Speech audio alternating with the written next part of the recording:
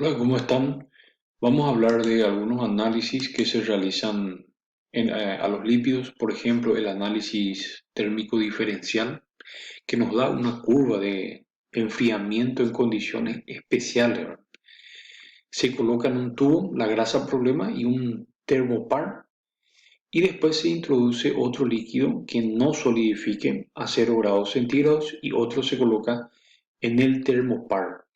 Ambos se van calentando en agua hirviendo y se coloca seguidamente después en un baño de hielo, ¿verdad?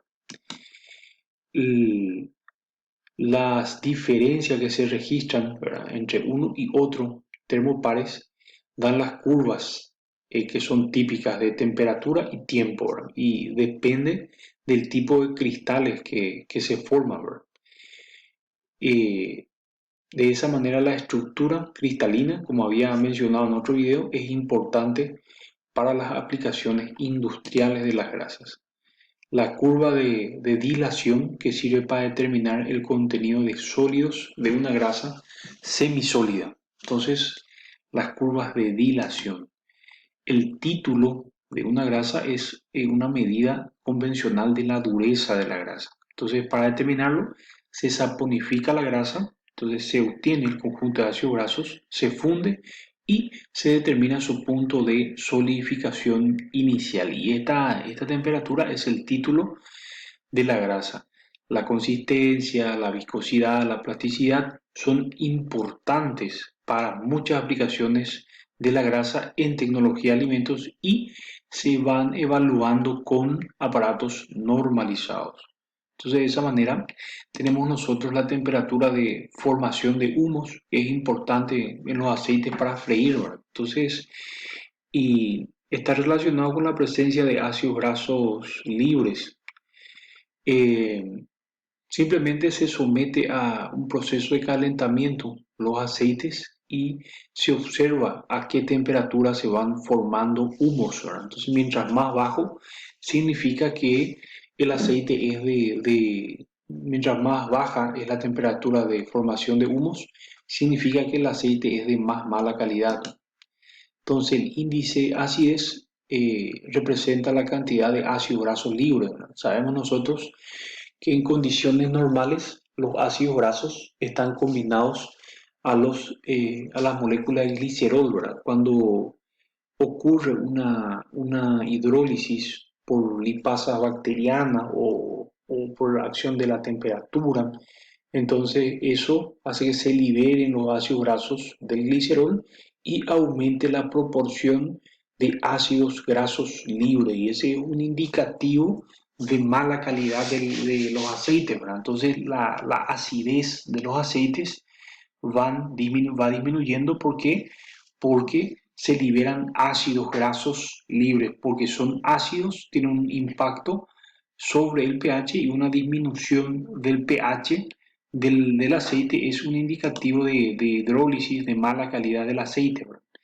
El índice de saponificación es la cantidad de hidróxido de sodio utilizado para saponificar 1 gramo de grasa, ¿verdad? El índice de saponificación es menor cuanto más largos son los ácidos grasos que componen los ácidos grasos de los triglicéridos, de los glicéridos, de la molécula del glicerol. El índice de acetilo depende del número de grupos hidroxilo y es el número de miligramos de hidróxido de sodio que son necesarios para saponificar 1 gramo de grasa previamente acetilada con anhídrido acético. El índice de Rieger-Mills mide la cantidad de ácidos grasos volátiles, ¿verdad? Entonces, las cualidades organolépticas como por ejemplo olor, aroma, sabor son importantes en la evaluación de la grasa, ¿verdad? Y se determinan con métodos normalizados. Entonces, generalmente los ácidos grasos de cadena corta son los que tienen la capacidad de volatilizarse, ¿verdad? Los ácidos grasos y pasar al ambiente y poder ser percibidos como poder percibir el olor de estos ácidos grasos, ¿verdad? Sin embargo, cuando los ácidos grasos son de cadena de carbonos muy largas, son muy pesados y eso no se volatiliza, ¿verdad? No pasa al ambiente, por lo tanto no tienen un olor, no se puede percibir tan fácilmente el olor de esos ácidos grasos, ¿verdad? Sin embargo, por ejemplo, los ácidos grasos de 4 átomos de carbono, por ejemplo, sí, eso sí se volatiliza fácilmente y son percibidos en el ambiente. El índice de refracción depende de la composición de ácidos grasos y aumenta con la insaturación y con la longitud de la cadena. Hay una relación entre el índice de yodo y el índice de refracción. El índice de yodo determina la cantidad de dobles enlaces que tienen los ácidos grasos, o sea que cuán insaturado es el ácido graso. Y tenemos la extracción y hidrogenación de aceite, ¿verdad? Entonces se somete los, los aceites obtenidos de girasol, de olivo, de soja, se somete a un proceso de compresión para extraer los aceites, se extrae el aceite, posteriormente eso se neutraliza y se somete a un proceso de decoloración. Posteriormente se hiberna, se desodoriza el aceite, se filtra y finalmente se somete al proceso de refinación. Después eso ya se puede ir envasando para su posterior comercialización, ¿verdad? Eso es todo. Muchas gracias.